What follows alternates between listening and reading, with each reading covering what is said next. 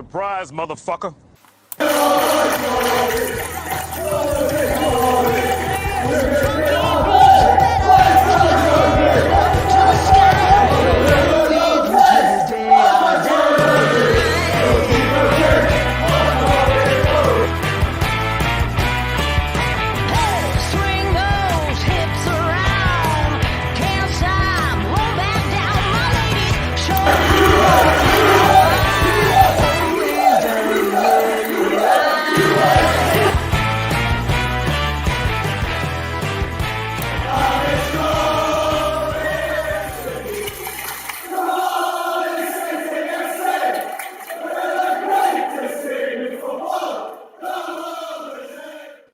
Yes, good evening, one and all. What a fantastic show we have lined up for you tonight. Not only am I joined by my bread to my pot noodle, I am joined by ex-Cardiff, Wales and Charlton Athletic Hall of Famer, Mr. John Robinson. How are you doing, mate? You okay? Mate, thanks. Not bad. Not bad at all. Absolutely buzzing you're on, mate, honestly. So I really appreciate you taking time out of your evening to come and spend some time with us. I really appreciate it. We'll what we tend to do on these ones, mate. We'll bit of a talk through your career, I suppose. A few questions from ourselves and our beautiful people in the comments. So I'm sure I'll have loads of questions for you as well. Nothing too bad, I promise you. You are safe here. You're in good hands.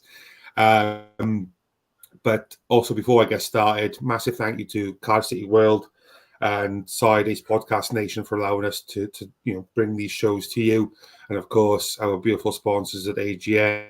Throughout the show, there'll be a banner going down along the bottom, so please hook them up.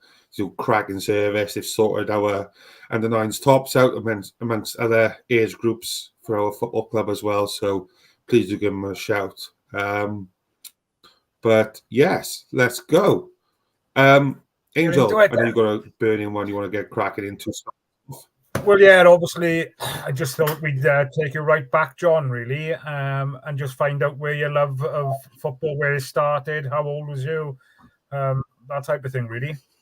Yeah, I mean, it started at such a young age, mate, to be honest. It was like, since I can remember, I mean, when I was so young, instead of having toys to play with now, all I used to apparently do is kick a ball around.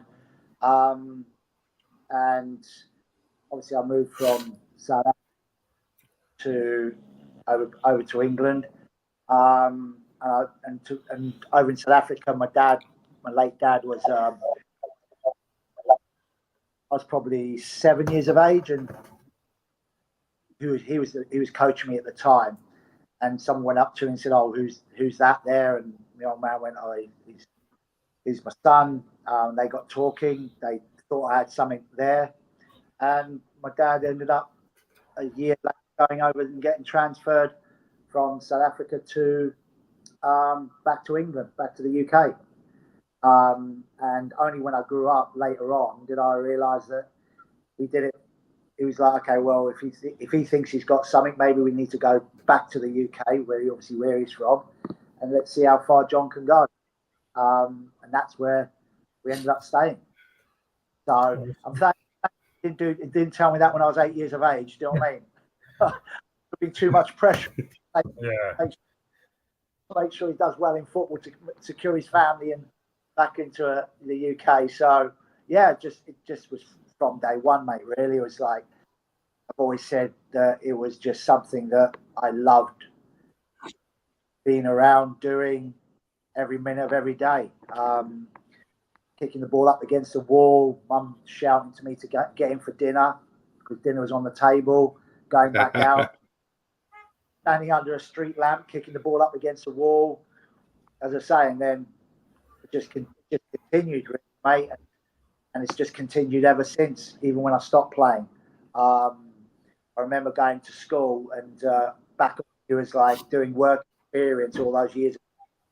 You'd go for a work experience thinking, okay, well, it doesn't happen. Like maybe like I don't mind doing a bit of banking. So went down to town and the bank, and down there. The first day I was down there, came back. Second day I went down there. For me, not a 9 to. This ain't nothing for me inside of an office. So I skipped it and then when I got back the following Monday, the headmaster suspended me for a week because I didn't pick up second day at work. So I kind of knew from about 11 years of age that the office, inside the office or anything wasn't going to be for John Robinson. Awesome. So there was always that, mate. Yeah, never. So obviously, your love for the game is apparent. It was there from such a young age. How old were you then, John, when you thought, I've got a really good opportunity here to become a professional footballer? How old do you think you were?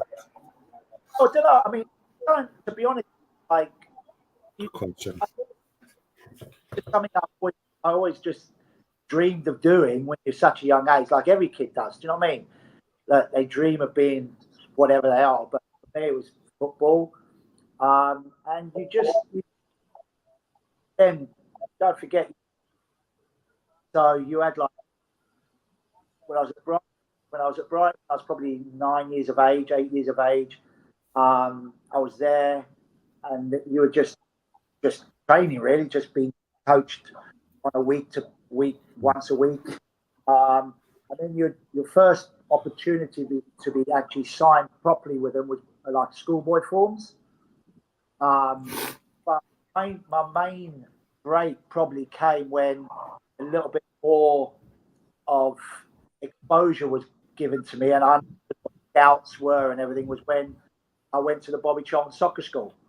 And so as me and 3 mates went up to when Bobby first opened his soccer school up in Manchester, and it was like a big summer thing. It was like 6 weeks, your own ages. We did skills competition, and then obviously you were a residential there in Manchester for 5 days. And the following year I went up again, and that year Bobby did the first thing was when he brought all the 6 winners together of all the age brackets back up to one Saturday your skills competition. So it ranged from like 8 years of age all the way up to like 17 years of age, U8s to U18s. All the winners of the skills competition went up, heated. 3 would go to Real Madrid. And so we did our skills competition, and the ball juggling was done at Old Trafford, at the centre circle. And remember, Old Trafford had that in the corner, the video printer, didn't it? Like going around in the corner. Yeah. The ball juggling there, and then they would announce the 3 winners. And I came first out of all the winners, and that got in the local paper, got a bit more exposure. I went to Real Madrid, the old, what they used to call the Friday sports show back in good old Raven, East Sussex. They went over there, interviewed Bobby, and then that got in the papers, and then the scouts watched me at my local grassroots club. And then that's how I ended up going from Brighton to Portsmouth, schoolboy, from 12 to from 14 up to your opportunity was YTS. But I went to, before that I was going to Southampton, the Wallace brothers, those lot. So I was there for 2 years, got released, got signed by Portsmouth, signed schoolboy forms, and travelled up back and forth 2 days a week training, left school early, parents drove me up to Portsmouth, and for 2 years, and the good thing was Paul was my coach, but I never played in their youth team on the Saturday. He never picked me, other than the last game of the season when my contract was up, when we had to get announced like who was going to be on at YTS. And Borley took me and my old man in the office and went, "Sorry, John, I don't think you're good enough. And one of the main reasons, I don't think you're tall enough." And my old man went, "Listen, Mr. Ball, I've got the absolute most respect for you, but you weren't the tallest. But I think my son will prove you wrong." And you've always said you need a bit of luck, and my luck was because I was still in Brighton, playing for your county football team. There was a scout there that ultimately gave me a YTS spot, the only YTS left at Brighton, and they let go someone else at that is. And Barry Lloyd was the manager at the time, and he said, "Robbo," he said, "listen, you have one bit of luck in life, and you're getting it right now. We've had to let someone go from a YTS, not offering them a YTS, giving that to you because the youth development officer, coach, said he feels you've got something." So, and every time I played Portsmouth, for whatever reason, I did well against them, scored. The game. Yeah, and then Borley came back to the Valley like a question and answer, and he said, "I've won." I've obviously go to Portsmouth when he was 15 years of age. So yeah, but it was always away, mate. I loved it. Loved every minute of it. Had a bit of luck. So through that process of going to Bobby Charlton Soccer School, been lucky enough to be around good coaches at Southampton, good players. It got closer and closer, but you still never knew if you became a pro. It was so hard to even be in the YTS. And then obviously you've mentioned about your dad. Did he play a big part in obviously getting let go by Portsmouth then? Was he a big figure in you going on and proving people wrong? Yeah. It's like what you brought up on, man. Do you know what I mean? It's like what you brought up on. My old man always said, "Listen, you're going to have some knocks. You're going to go, how quick can you get back up? People are always going to have opinions. But just believe in yourself, and you'll just keep pushing, and you need a bit of luck in life generally, but be ready to take it. But worry about having someone having maybe not thinking you're good enough at doing something. Believe in yourself, concentrate what you do, and just down, pick yourself up and go again. Don't moan about it. Just get on with it." So that's what he always drummed into me. The way I played, do you know what I mean? I was like, there was a lot more talented players out there than me, but I knew what that, and I had to improve. Strong work ethic. Work ethic, exactly, and that's what my old man and my mum just built into us. We were from a working class family, the whole thing, and it's not everything. It doesn't matter whether you're working class, but if you have those work ethics, at some point you'll get an avenue to succeed, and you're built then to take it. Do you think the YTS system, obviously that's not around anymore, do you think that's missing? Do you think the youngsters have it a bit too easy nowadays? It is the worst thing they could have ever done, taken it away. Worst thing, because it's like anything in life. Like you aspire to be the next thing, and that's what I loved about. I love set up thing because regardless of what it is, we were regardless £27.50, but we came in, we did our jobs at the ground, and this was at Brighton. We did our jobs at the ground. We cleaned our pros' boots. We went to train. We made sure our pros' kits were there ready for them. Our pros' boots were done, ready for them when they walked in. We went to train. We came back, did our jobs at the training ground, went back to the stadium, did our jobs at the stadium, and then whatever, 4:30, 5 o'clock, while we picked up jog straps, picked up whatever, and we saw the pros leaving at 1 o'clock, 1:30 or whatever. We wanted to be part of that. But you had to graft, you had to get rewarded for that. Kind of earn your stripes. 100% earn your stripes. You were respected by the pros.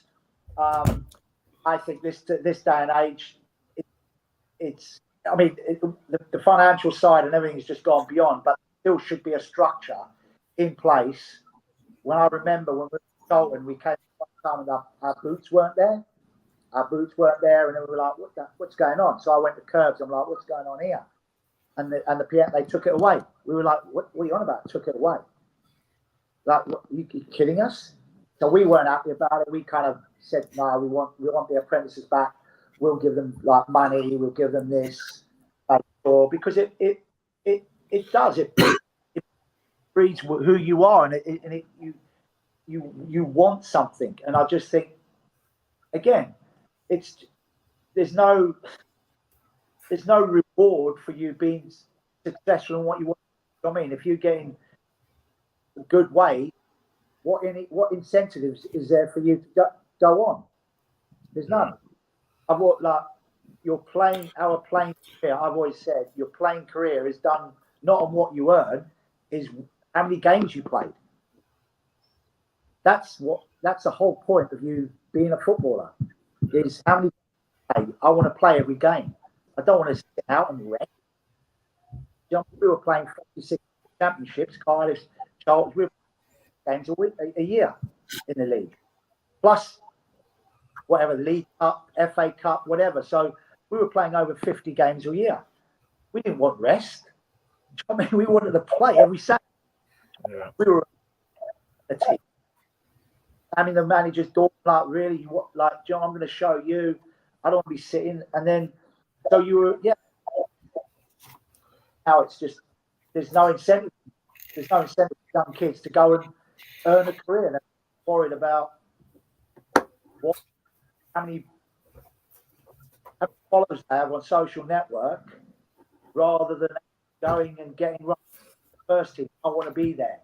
I want to get 10, 15, 20 grand thrown around for no reason. Clubs will chuck it around going, well, hopefully we'll sign him on a 3-year contract, and hopefully we may get a couple of £1 million from us a transfer fee, rather than we'll give you £5 grand a week, and if you get in the first team, you'll get 20 grand appearance money.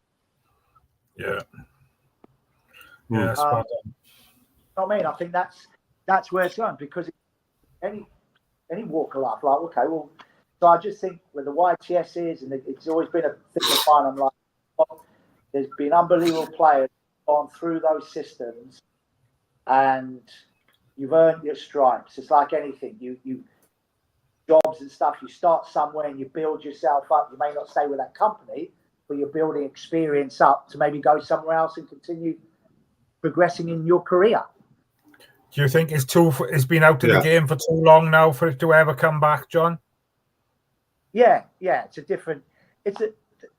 the football's now, it's not what I've always said. It was always a hobby to me that I was privileged to do. The fans were the focal point. You went there to please the fans. Do you know what I mean? If you didn't play well, you have to accept the stick. They paid the wages. Ultimately, if there's no fans, there's no clubs. Simple. Don't care what the buyers is. If you've got millionaires or billionaires nowadays who are buying clubs and there's no fans there, would they continue investing in the club? Would the players be psyched to go to the stadium?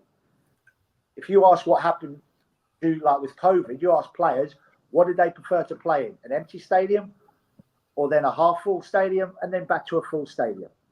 That's what you go for, the atmosphere. And ultimately, who breeds that is the fans.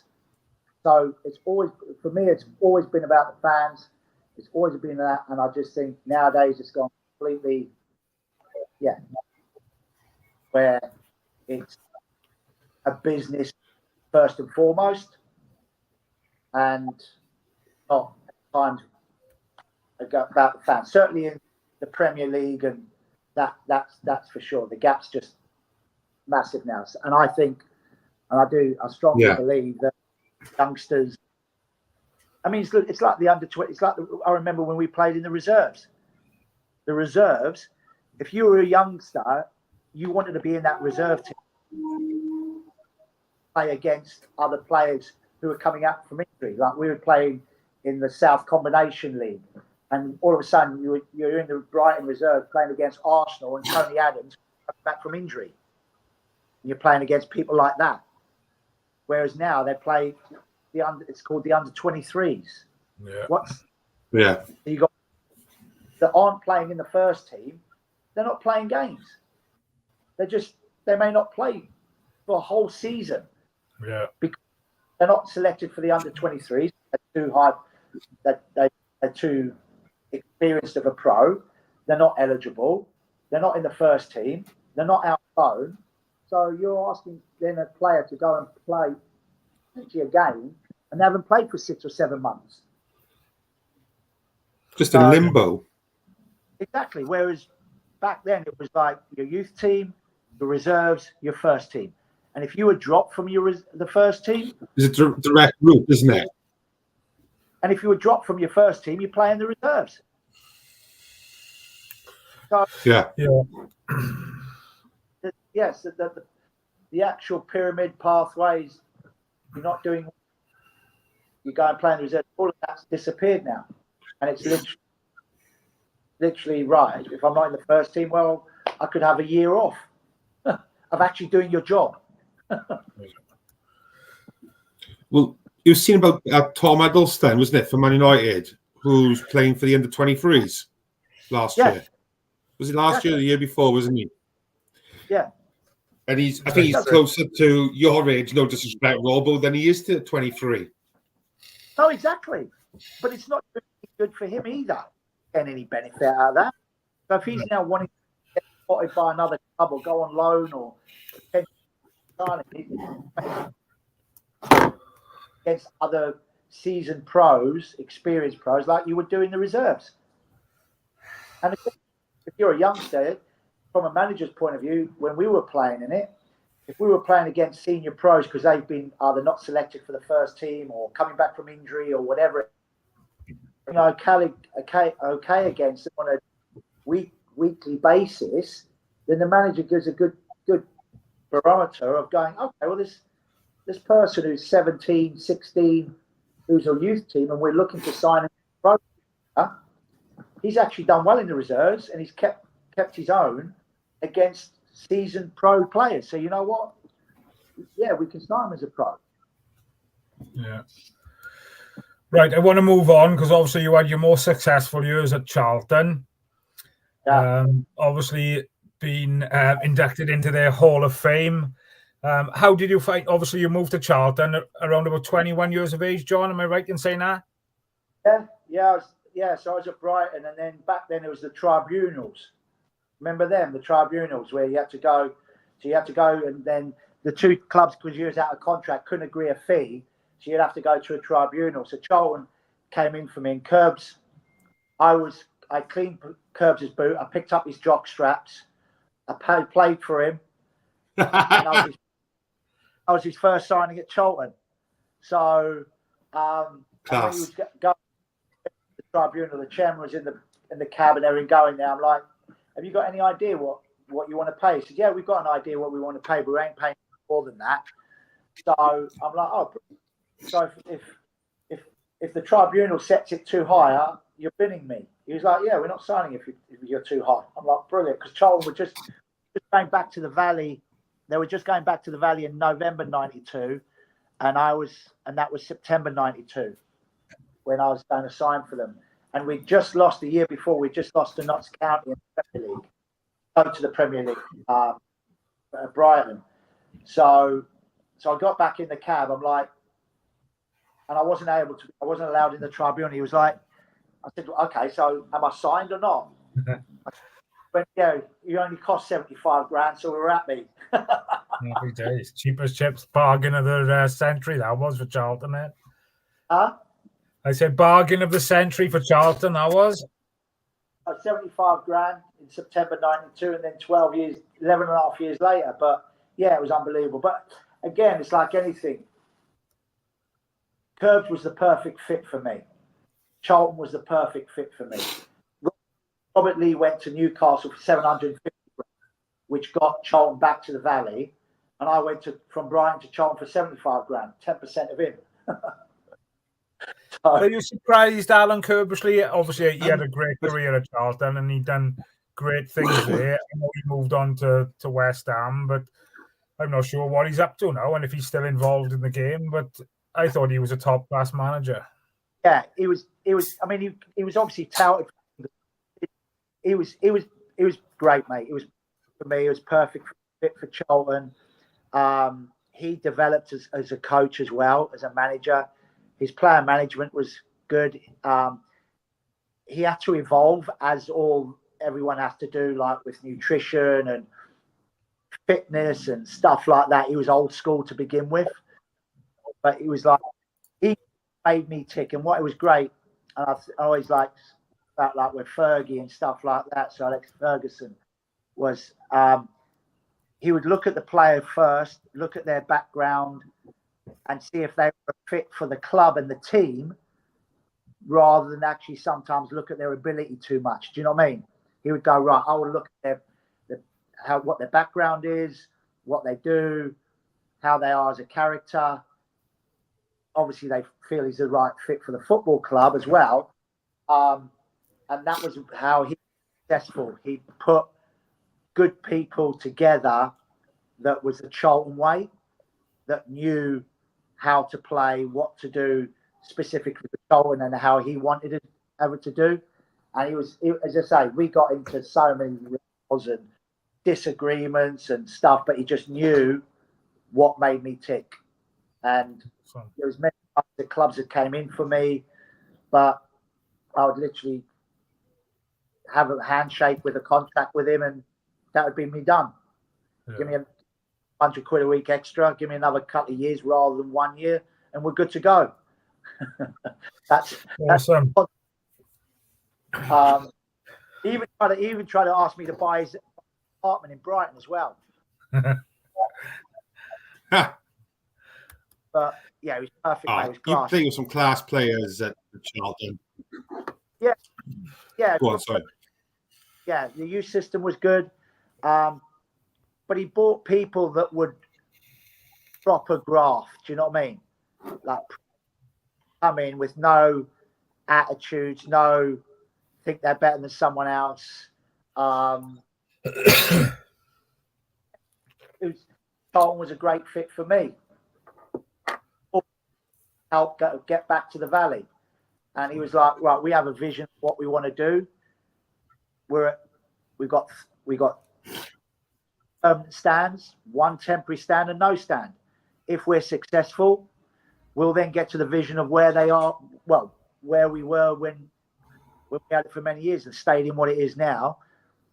That was their vision, and he had it in his office. So to be part of something, to go back to the Valley, to see it grow, to see what it became, the success we had, the training ground, all of that. And what was great, the board stayed in their lane, the manager stayed in his lane, the players stayed in there, everyone done their job, and no one ever crossed over. Yeah, awesome. And I think a lot of it now, due to it being a business, a lot of people have fingers in the pie then, should we say, and it's not run like it used to be perhaps when you was playing. No, I mean, it's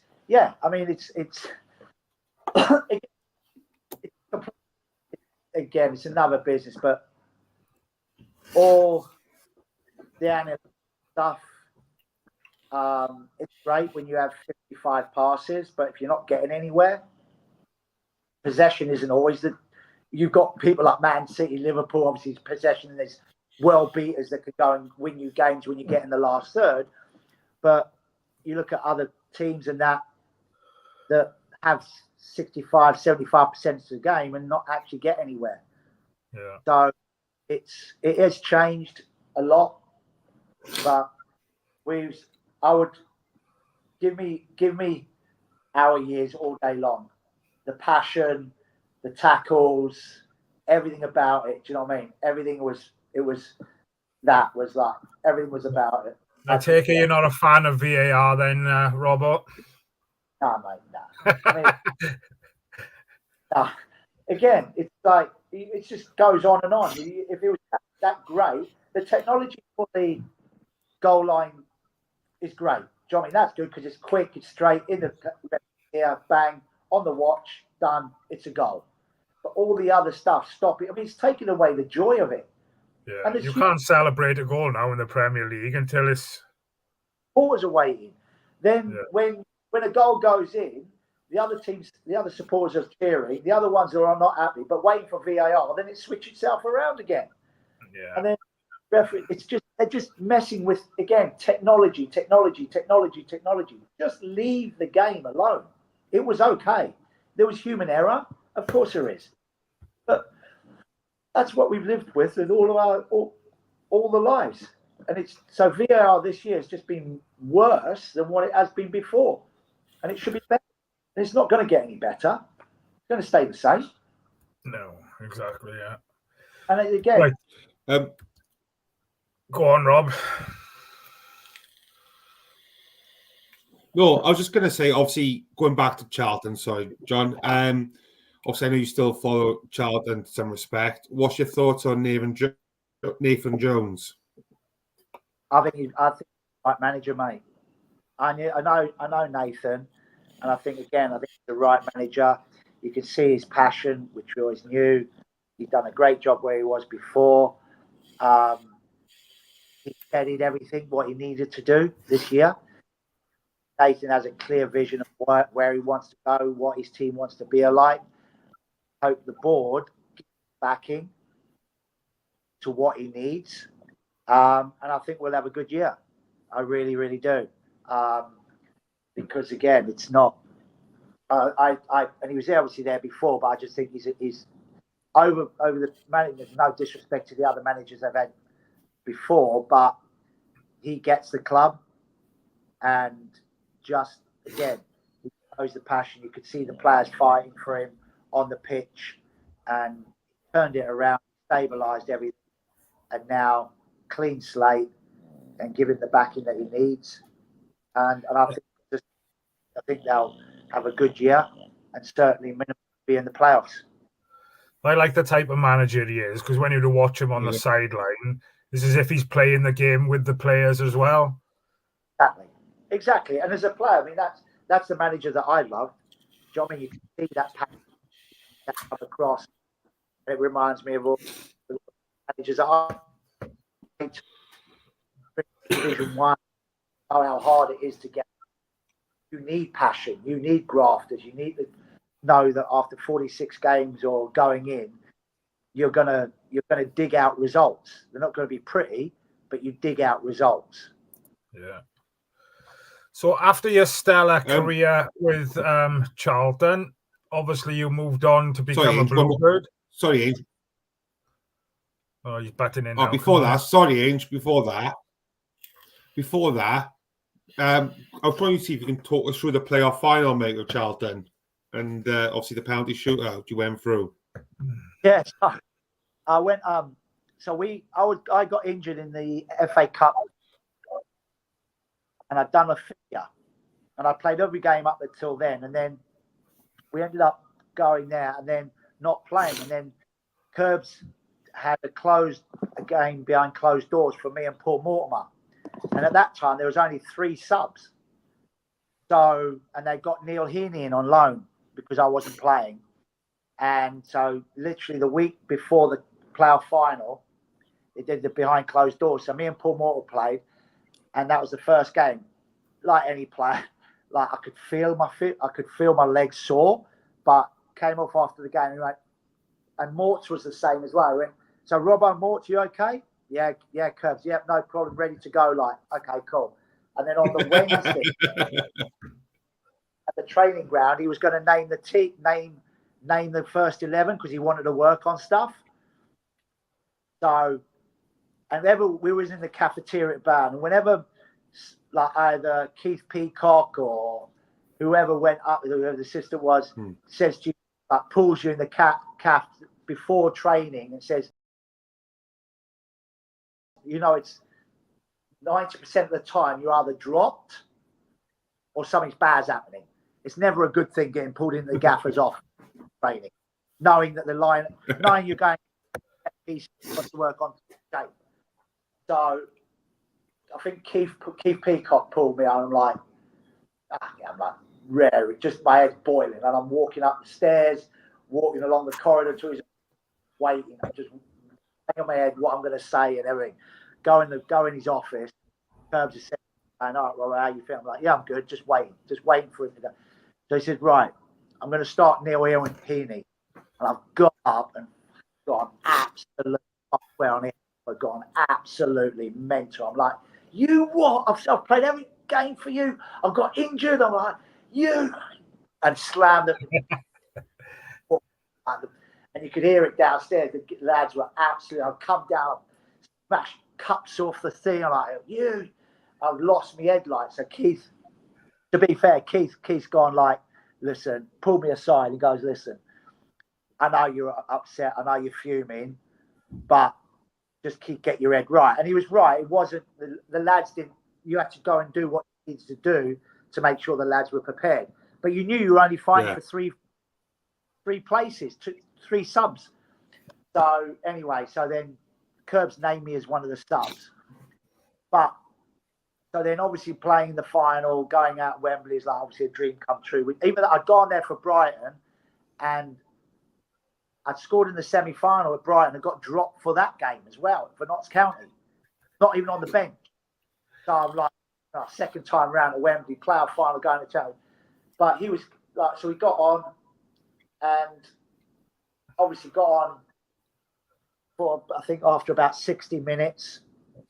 And then went to it was probably one of the best playoff finals ever, like. And then we went to penalties and they obviously, we knew who the five were. And nowhere in a million years did I ever think 10 penalties are going to be scored or not someone miss or get saved or something. It's the biggest game, one of the biggest games in the world because of how many lives it changes, the stature of the club, whatever it is. So, and it got to like, I think like maybe 8-8. And I remember Taff, Mark Bowen, because Bo played obviously, didn't he? He was left back, Mark Bowen. Yeah. And I was the centre circle. Thinking, this could come. And I'm the first sudden death penalty.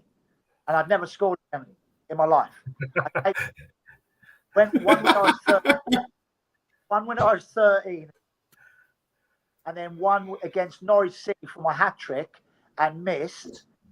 And even though we were 3-0 up at half time, I scored 2, missed the one for hat trick, got in at half time. Curbs dragged me at half time because I wasn't the penalty taker, and he dragged me for half time for missing it. So that was the only time I'd ever taken my entire career.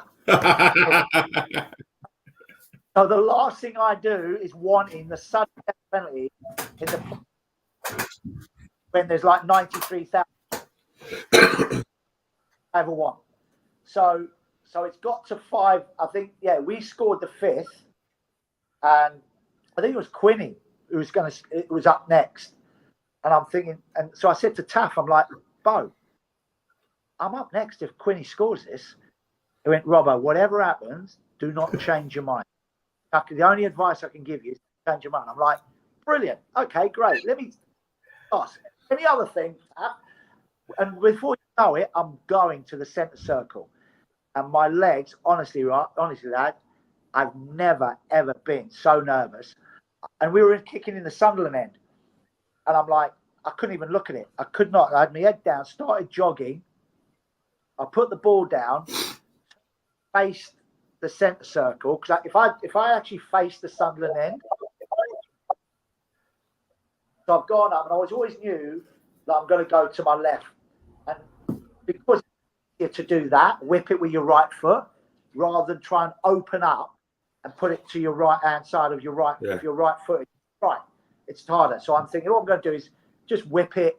If it hits a target, he saves it.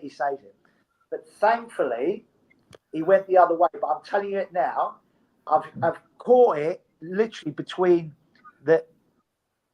just by the heel, and if he could have gone a cup of tea, saved it, and it still would have been. It was that. He went the other way. He got it. It's exactly like Michael Gray's. And all I'm thinking is thank God I've scored. But it's honestly the worst experience ever. I'm traumatized. Party afterwards, well, that was the best experience ever. That was awesome. So yeah, go on, Ed. let's obviously you had the great career you had at Charlton, John, and obviously that came to an end. And obviously you moved to Cardiff. Was there before you signed for Cardiff? Was there any other clubs potentially you could have gone to, or? I could have gone to Middlesbrough, Birmingham. I could have gone to probably 4 or 5. But again, this is what I'm on about managers.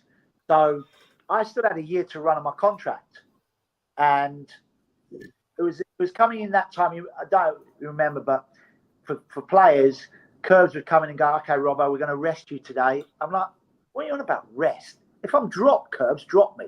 Don't tell me I'm rest." So it started becoming a little bit of a friction. Yeah. Because I mean, that wasn't for me, and the rotation kind of stars like that was the a buzzword rotating. Older pros don't. I mean, when you don't want rotation, you want to play. So I never wanted to fall out with Curbs, but I still had a year and a bit to run on my contract. And other clubs involved, other clubs, which I didn't realise at the time. But then he went, right, listen, he said, Lenny's rang me. Lenny Lawrence. I'm like, okay. He said, like, Cardiff, Lenny wants you. And for me, obviously, playing for Wales, that was obviously a big pull as well for me. But he said, but they go up in the Championship. And that's when they were in the playoff final. I can't remember who it was against. So I'm sitting at home, and the only way they would sign me is if they'd go up to the Championship. So even though I would have gone anyway, but that was what they were going to do because Sam Amman was the chairman. So I'm watching the Championship. I'm watching the playoff final. Thankfully, they won. Then Lenny goes, says, Robbo, like, they want you to go up next week, see them. And when I met Lenny, it was like an older Curbs. And because Lenny suggested Curbs have the manager's position when Lenny left at Charlton. And when I said to Curbs, I went, yeah, I'm definitely signing, 100%. Like, I don't even think we talked about money too much, to be honest, me and Lenny. It was just like, it was literally like having older. And I went, was there other?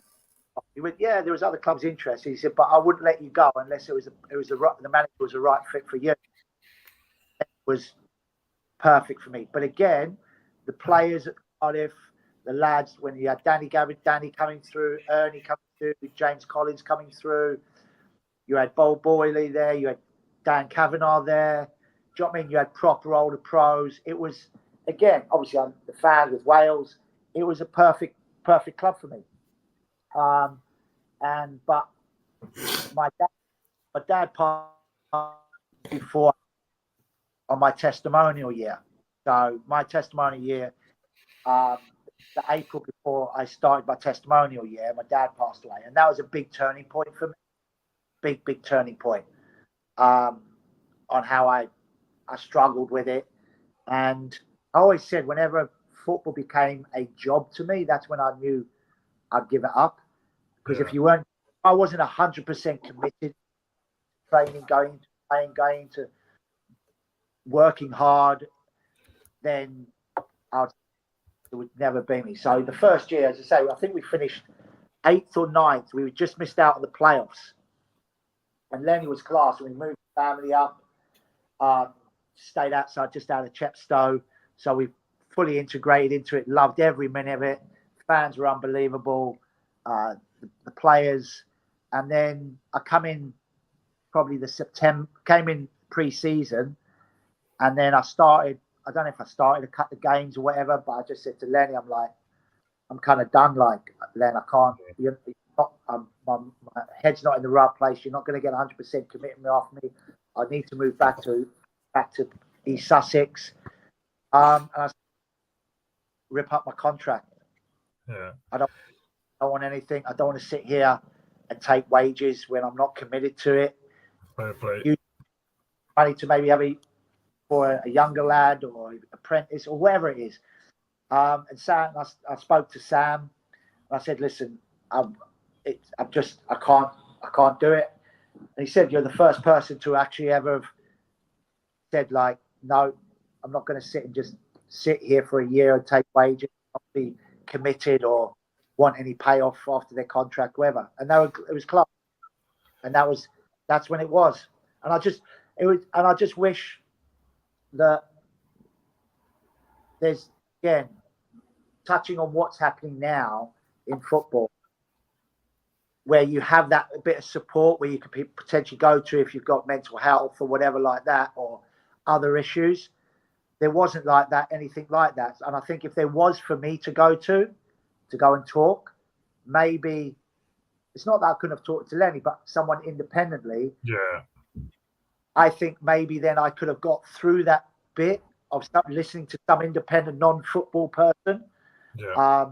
I could have got through that and then maybe continued with Cardiff and longer on with them. Because again, the only time I would have left Cardiff is if I wanted. So that's the only thing that I do kind of regret and have an if about. But because there was no I could potentially go to and talk to those independent, I kind of kept it within myself. Do you know what I mean? And made that decision for me going, you know what? My dad passed away very quickly, so I now need to spend time with my kids, my family, my young family. And I retired at 32. Yeah. The same with Wales. When I did it with the same time when I did it with Wales at Sparky, I had a Euro qualifier or something, and it's like a 2-year cycle. But again, I love turning up for Wales. Even when I was injured, I would turn up. The camaraderie, the players, everything about it. But I rang Spark and I just said give my squad position to somebody else because I cannot do a 2-year cycle, and I'm not going to get into a call-up. Talk to us a little bit about obviously the Welsh call-up then, John. Obviously, I know you represented the under-21s. You had your senior cap. Obviously, born in Zimbabwe, moving to South Africa, then moving to Sussex. How did the Welsh call-up come about? Well, my dad was Cardiff. He was obviously then went over to Rhodesia, and that's where he did his service and everything. But again, I was very lucky, or whether I was just it suited. Again, when they rang up, I spoke to my dad straight away. I always remember I was on the golf course. I'm like, oh my God, I've just got called up. Jimmy Shoulder rang me. And under 21s, and he was like, oh my God, I rang my dad straight away and everything like that. And did you finish your round of golf? Huh? Did you finish your round of golf? You know what? I don't think I did. I got the buggy and went straight to my home. I think I actually left my golf clubs there as well on the buggy. It was bad. Yeah, I just went, mate. But the under-21s used to go at the same hotel. You'd eat with the first team. So you imagine my first under-21s there, and you got Ian Rush, God rest his soul, Gary Speed, Sparky, Neville Southall, Eric Young, Dean Saunders, all of those people. And there's little John Robinson coming in from Cholton thinking, and there's one seat available next to these first team players, and I'm like, oh my God, do I sit next to them? And all you do is at that point you were just a sponge. You just listen. You didn't, because you'd get hammered. So you sit and be quiet, just listen, and being part of that first. Even though it's just like when we either breakfast, lunch, or dinner. But if you were ever, and that's what the unique thing with Terry Yarth did in that, was if you ever got selected from the under-21s to the first team, full squad, the transition was easy because you weren't afraid of being in that environment. Do you know what I mean? With those world-class players. So, and that's why, as I said, I don't think every time I was selected, unless I think it was only maybe if I had my bad injury, like the fibia, cracked fibia, or anything like that, I would always report. Even if I'd come off injured from the game, thinking I'm struggling here, I did not want to meet up with the lads. Awesome. Yeah. I know there's some comments in there that Rob will probably want to read out in a second, but I'm just going to jump on the bandwagon because I love talking as well. So, obviously, with it being a Cardiff City podcast, can you talk to us about some of the players, obviously, you played with in your spell with the club? Tell us, like, who was the best trainer, worst trainer, most talented player you played with at Cardiff at the time? So, who's the best? The best trainer? Well, I'd put myself there, but also Kavanagh. Cav was good. Willie Boland was good. Worst trainer, probably Ernie. Yeah. I think somebody else has said that to us, Rob, haven't they? Willie Boland said that as well. Yeah. But then put the ball in the 18-yard box, and then it comes to life. So you kind of knew what you earned. But yeah, so Ernie's that. Probably Willie or Cav were very good trainers. Really work hard. And Cav because Cav would always stay as well and do gym work as well. So do a little bit after and that. So Cav was out and probably Ernie. And what was the other one you said? The most talented player, you may even say Ernie. You know, the most talented player. There's a few in that squad in potentially you could name really. When he came in, I mean, again, when you're looking at positions and out talent, there was raw talent what Ernie had, obviously as well.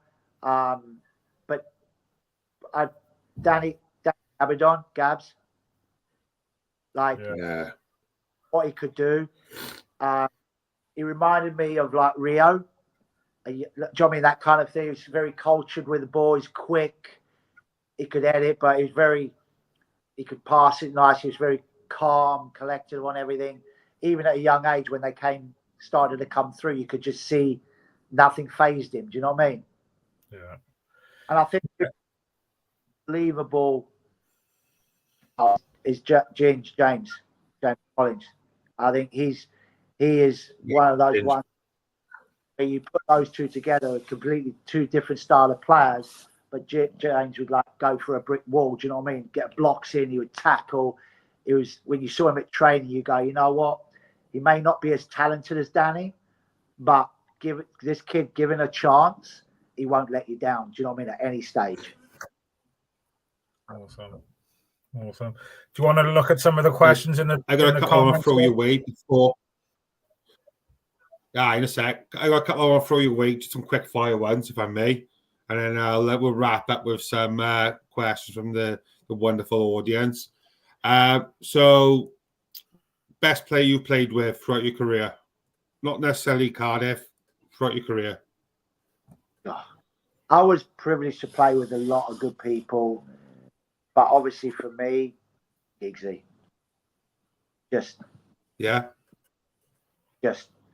Again, you could on the training pitch, games, all of that kind of stuff. Do you know? Just Giggsy was just on another level, mate. Just another level. Maybe didn't have your commitment to attending as many internationals, perhaps, as yourself, when you mentioned about your commitment. No, but again, you don't know what goes on. No, and that's what I was going to say as well. And do you think a lot of that come from the powers that be at Man United rather than Ryan himself? When Ryan was committed like everybody, do you know what I mean? And you don't know. And again, when you're talking like Giggsy, world-class talent. Now, he also went through quite a lot of hamstring injuries. And I know, like, with club managers, they don't want to risk someone like him. Now, other players go away and everything. But if there's a niggling injury, even though they could report, and even though the player may want to report, he's like, no chance, you're not going. Do you know what I mean? Or anything like that. So there's a potential, could be a bit of pressure there where you don't want to be not having Ryan Giggs on your team on a Saturday or a Wednesday or a Saturday. Do you know what I mean? As a club going for the title, like United were, trebles, cup, whatever they were going for, European. So I think that it wasn't as was Ryan not turning up, because Ryan was as committed as anybody I knew. So I think sometimes it's interesting to have a perspective from a teammate. Yeah. The bigger picture, it looks as fans as he's not playing again. Exactly, and I suppose as time develops as well now, there's so much technology nowadays. Players are having injuries, they're having a scan within an hour of coming off the field, and it is exactly, yeah. And again, you're talking about those clubs, number one, number two players for those clubs at the time. So why would the managers not going to risk losing him to a friendly game or whatever, or maybe even at times where a European or World Cup qualifier where you're not going to qualify, but okay, well, I need him fresh for our run-in or whatever it is. We know that the country's not going to qualify, so sometimes it is taken completely out of your hands, and as a player, you're the one who's not turning up, so you have to take it. Yeah.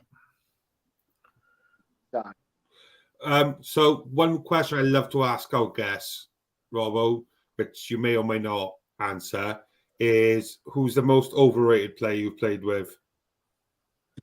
Overrated. That's it. You don't have to answer. Don't feel obligated, mate. Okay. Let me rephrase it. If it's a player you thought was going to go on to better things than what they did, you can go down that route if you want, mate. That have to be. This is true, to be honest, as well. Even I remember even thinking of it as well. I've ever played with. Ever. Sorry. So I was at Portsmouth, right? And this is not no word of a lie. I was at Portsmouth, and they, again, knowing that I travelled up twice and never played in the team, there was someone called Mickey Turner, right? Mick Turner, at the time, he was the tallest kid, and back then, if you were tall and look a lot older than your age, you're either up front or off. So they always played him up front and everything. And he got called up to the England under-15s or whatever. And I'm like, are you kidding me? Because he was but one big fella, kid. And I'm like, are you kidding? Mickey Turner. And Portsmouth was raving about him. And he actually got given a 1-year YTS at 15. So they'd secured a 1-year YTS with him and pro contract, like already agreed to sign, like 1 year. And I'm like, are you kidding me? That is massively overrated. He is massively overrated. Of course, happened after that contract. Mickey Turner winning with Portsmouth. I don't know what ever happened to him. That's a big knife. He grew up to be Peter Crouch. Huh? Yeah, proper overrated. He grew up to be Peter Crouch. Well, I take Crouch. Yeah, he was the one right from a young age. Proper overrated him. He ain't going to places, but good luck signing him. I love how you just didn't really hesitate. Have to think.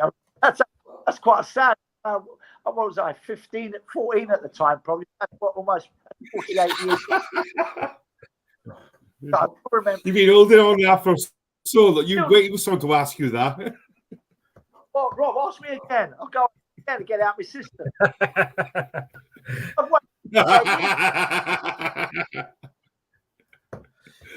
Class, mate.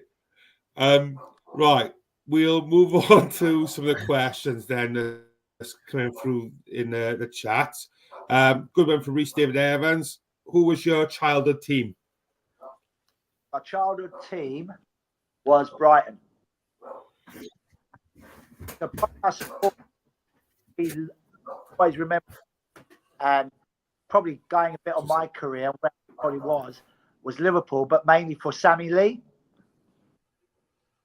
Sammy was very still to me and that, and I structured a little bit of my game around Sammy at the early stages.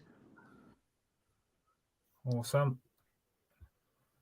Some other questions. Let's have a little look. Some people. Reece David Evans, do you want to pull that one up? I think we might have already had the answer for that one, but might be different. Who's the biggest? Can we see that one, Rob? You're on mute, by the way. Apologies, sorry about that then. Let's have a look. Who's the biggest? Who's their biggest melt, should we say, that you've come across during your football career? Melt. Oh, bro. I mean, you can use it as any other words that comes to mind, which, but yeah. Well, probably Dean Kiley. Really? Yeah. The keeper? Yeah. Me never really saw eye to eye. Was he just an angry Irishman? Not really, just, not one my cup of tea. Not when he first That's an interesting one. Favourite away ground to play at, John? Anfield. Awesome. Worst? The old. You see a pattern with my questions. Yeah. I'm kind of getting understanding that. It's only taken like 55 minutes. Yeah. The old Den Millwall, when it used to come through the cage. Just because of the hostility, or just because it was a shithole? No, it was just the hostility. Yeah. Hostility. How do you compare that with some of the nights you had at Ninian Park? What was your thoughts on Ninian Park? Obviously, with it being an old school stadium. Loved it. Yeah. Same. I love, again, those were those kind of the stadiums out. It was brilliant. It was absolute, but that's what you thrive on as a player, because what happened was if there's 15, 16, it felt like there was 30,000. Yeah. I suppose obviously I wouldn't have any idea, but with the as a player, I would imagine you felt the crowd more on top of you. But whereas you look at the new stadium now is a much bigger stadium, they're further away from the field. I think that atmosphere has gone straight away. Exactly. And again, you ask players what they want, they thrive on is atmosphere. And that's why I picked Anfield. Anfield's the same. Anfield's unbelievable when that atmosphere is crazy. So yeah, Ninian Park, the old Ninian Park was class. Awesome. Another comment in the chat there. What do you think of commitment of current players and players of the past few years, so whether that's Cardiff or football players in general now? The commitment level? Yeah. They're all committed, I think. I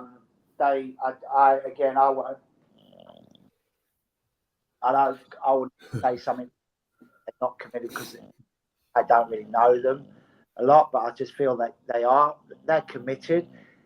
There's too much of an easy option for them nowadays to, if they're not in the team, just go somewhere else rather than actually often. Do you know what I mean? An easy option that ring me agent up, all right, off I go, no problem, there I go. There's no real what's lost is there's no real connection within the players and the clubs and the fans. Not a real like it used to be. Do you know what I mean? And I think just the way, whether it's TV has gone, how big it's become. I mean, you just look at, are the clubs running the Premier League, or is the Premier League running the Premier League, or the FA? I mean, it's just become so big now. The power the players have as well, even managers don't see sacked. And I think you alluded to something earlier where you know, if you had a little niggle, you'd play on through it. Yeah. I think there's probably people in clubs nowadays who will say, right, Rob, or you can't play today because you've got a bit of a calf strain. Whereas back in your day, perhaps you would have had a bit of Raljex on it or Deep Heat or whatever it was, and out you go. You'd go. Yeah, I remember John Bumstead when I went to Charlton. We just before we went back to the Valley, we were at Upton Park, and John Bumstead had this ankle like, oh my God, it's like 2 or 3 golf balls. All he did is wrap it up with bandage, off he goes, and like it's insane, really. So yeah, I mean, it's just so the commitment level. I think commitment's there because they turn up for training and everything. They're committed to play. But I think if you're not in the first team, are you that committed to worry about whether you want to play? Because or that kind of thing. So, but the commitment level of our lot, our generation, people just wanted to play. That's all they did. They didn't like to be dropped or rested or rotated or whatever they want to call it nowadays. Yeah. I said comment from GD Parry here. Rob, Mickey Turner went to Posh and did bugger all if Rob was bothered. You made his night now, GD Parry, mate. See, we are a good forward here. Maybe look after you, make you feel better. Yes, pal. It's got to be early hours out in Dubai. Yeah, John, haven't you about 4 or 5 hours in front out there? No, we're at, it's actually it's only 3 hours. It's like, is it? Oh yes, it's all right, mate. Good. Enjoying it. Another question from Paul in the chat then. Did Sam make you eat sheep's balls when you signed for Cardiff? No, thank God. But what I did do, my debut, of course, I'll make my debut, doing that, running down, played the first half. I was doing all right. I thought, not bad debut, doing all right at the moment and everything like that, getting feel everything. Come in at half time, like Lenny's doing a team talk, and then door opens, flies open, Sam comes flying in. I can't say exactly how Sam said it to me, but Robbo, what are you doing? Like, and Lenny just let Sam go. Do you know what I mean? Like, now we got this half-time team talk, my debut, and I'm like, he went, Robbo, do the Ayatollah, do it. I'm like, what they were singing. I'm like, okay. I'm like, all right, I didn't hear it, Sam. I didn't hear it. Otherwise, I would have done it.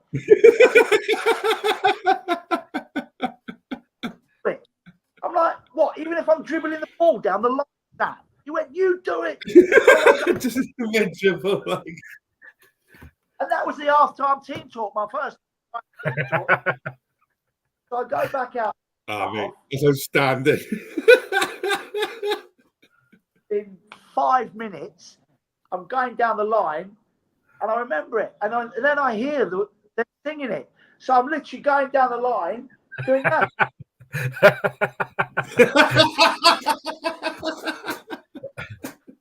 Doing it, so I kicked it 10 yards in front, did that quickly, crowd cheered, lost the ball, went off for throwing. And then speaking of the devil, Robbo. Huh? Robbo. Yeah. Can you see the comments? So you got Reece David Evans saying, hey. That was a cracking little segue, that was, wasn't it? Yeah, You are legend. Brilliant, mate. If it's cool with you lot, then should we start wrapping up there, if that's all right? Yeah, awesome. Robbo, much appreciated. Thank you for taking time out of your evening to spend with us. Very much appreciated. Thank you very much, mate. Okay, bud. So, hang on. You've been asked to run around the room, please.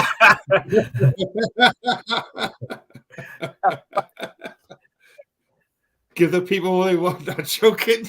Don't. Hold it. All right. I have to put it up here somewhere. He's actually covering it. Ready? Yeah. Oh, brilliant. Other dog wants to do it as well. What's a bit? Look, see if he can do that. What an absolute amazing lad, mate. Honestly, Brilliant. Thank you so much. As Ian said, thank you so much for taking the time out of your busy schedule to do it. I feel like I got so many more unanswered things I want to go through with you. So we'll have to do a part 2, Robbo.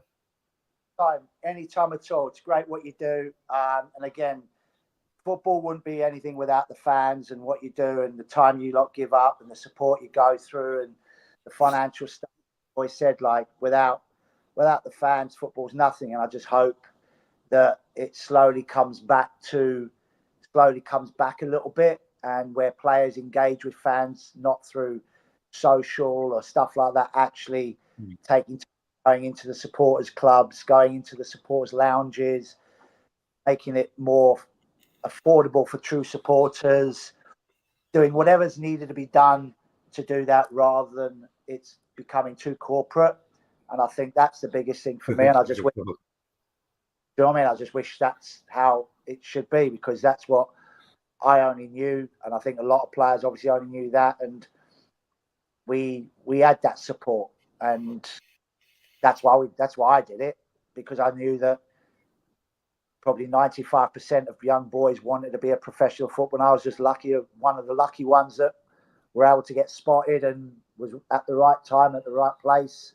Some Curbs liked me as a player and ultimately went onwards from there.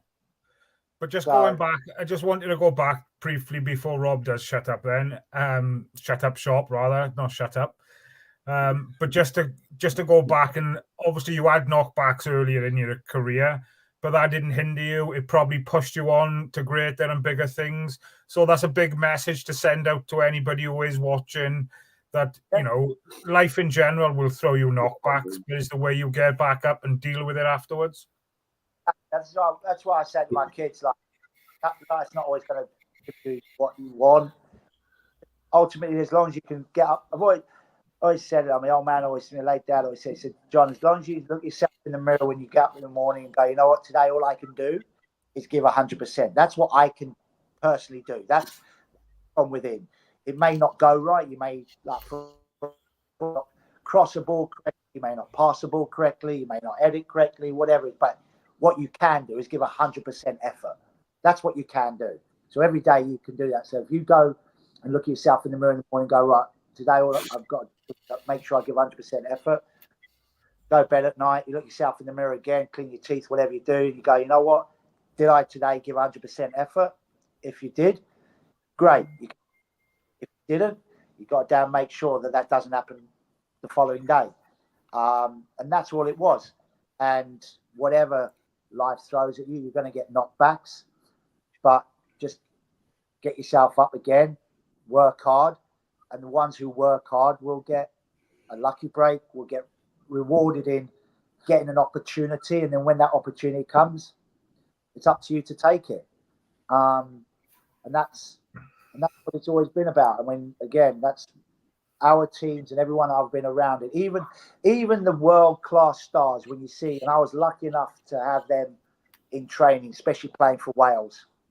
Mark Hughes, Dean Saunders, John Hartson, Bellas, Giggsy, Neville, Chrissy Coleman, Kit Simons, Mark Bowen, Paul Bowden, the list goes on. The younger ones come. But those world stars, when I first went in there and saw the way they trained, God rest his soul, late Gary Speed, they trained the way. So when I first went in there, and I'm like, oh my gosh, they could have walked around. You didn't know, because all I used to see them was on TV. You know, obviously, maybe play the odd game against I played against. You didn't really get to know them. But when you saw them in Wales set up the squad, and then the help they get, the guidance, ultimately, total work ethic. You know what? They can do it, damn right. Do it, continuously doing it for all your life. And that's you're right. That's what it is, mate. And I think that's the only always send is just give 100% effort in anything you do. Don't worry about what other people think. Just be confident in your own ability. What a way to finish. All One more thing. Mate, literally. Oh, go on. Sorry, John. Upper Flower. Yes. You smashed it. No, nice one, mate. Days. Appreciate it. Top man, Robbo. So much better job than Andy Campbell did, mate. Oh, bud. Stay safe, Robbo. Have a great week. Yeah, you too, buddy. Thank you. Yeah. What an absolute legend. Happy days. That's probably one of the most fun I've had in a long time. And that was class. Like, I know I was quiet for loads, but I just had to listen and take it in. Like, some of the questions you're asking were amazing. I know after the weekend I spent with you, but you deserve to be a little bit quiet anyway. Oh, it was class, mate. No, I loved it. Honestly, mate, you like smashed the fudge out the questions, and he's a hell of a talker, isn't he? But he's just wicked. Such a nice guy. Awesome. We 100% needed a second show. Yeah. Big shout out to you guys for the time. Sorry if we've not got around to all of your questions. Like I said, hopefully we'll do second part to this at some stage. Gotta do a part 2, hopefully. Big thanks to AJM, our beautiful sponsors. You know, without you guys supplying us the tops and whatnot, you know, we couldn't do without you. And obviously, big shout out to Size, Podcast Nation, and Car City World. Amazing. Subscribe to the YouTube channel if you can. Yeah, like supply. Yeah. Right, my head's all over the shop now. We'll talk a little bit more about obviously the news from Cardiff City on Saturday, Flower Hour. Time will be confirmed towards the end of the week. Potentially might I'm not sure. We'll see what's what, but we'll definitely be doing a show on Saturday, and also we'll talk more about the manager situation and stuff on Saturday. But we wanted to obviously delve deep into Robbo's career tonight. Really grateful he took the time out to spend with us, and great job, Rob, getting him on board, buddy. Top man, good work that was. Fair play. Yeah. I'll see if I get blocked afterwards. Also, just to add, potentially we might be doing a watch along for the game tomorrow. Maybe not Ainge. I know he's not massive into as well, so it's fine. Potentially me and Pan might be doing a watch along tomorrow. I know it's an earlier kickoff, so if you guys can join us for that, I know it's not the best games, but potentially we'll do that. But obviously we'll let you know and share it 11, all that crap. I know he's already said it, but I've got to leave it to the pro. Without further ado, Ainge, take us away. Upper Flower.